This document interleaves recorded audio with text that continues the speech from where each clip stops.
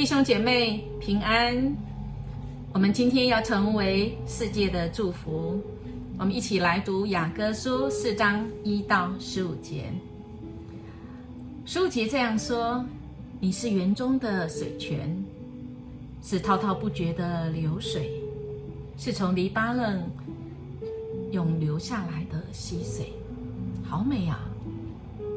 这一位男主角怎么样子来赞叹女主角，就像我们的主怎么样来赞美、来鼓励我们一样，使我们可以先接纳自己在主里面的美好，然后我们可以祝福身边的人。作者他这样说，他赞美他的良人是从眼睛开始。他说眼睛像鸽子般的温柔动人，有信心的眼光，看见上帝的作为。然后我们的头发是属灵的遮盖和顺服。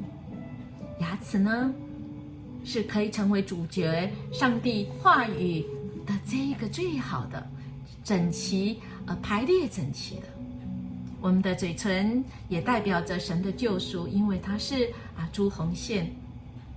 当然我们也有一个很光亮的脸，是可以呈现出我们里面内在的情况，是让我们能够表达我们的生命，表达我们的情绪，使世界知道，使世界知道这一位神是怎么样的神。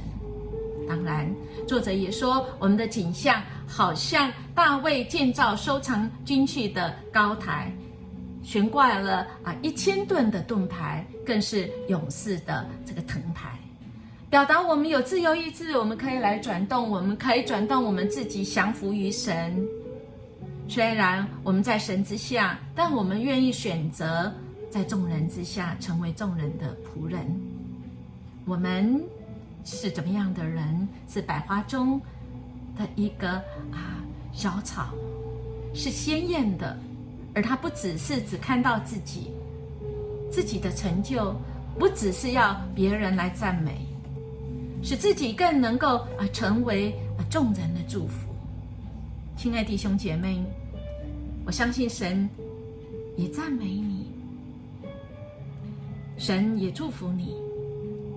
愿我们不是只有来看自己，而让我们也用神给我们的祝福赞美，我们来赞美身边的人，特别是重要的亲人。在你过年期间，或许我们已经快要准备要上工了，要收心了，在最后要离开我们的家人的时候，家族要回到工作的岗位时，我们也不吝啬对我们的家人表达感恩跟赞美，成为他们的祝福。我们一起来祷告。阿爸天父，谢谢你创造我们如此美好，在你的眼中我是何等珍贵。愿我能活出使人蒙祝福的生命，让世界更美好。奉主耶稣基督的名求，阿们。愿神赐福大家，我们明天见。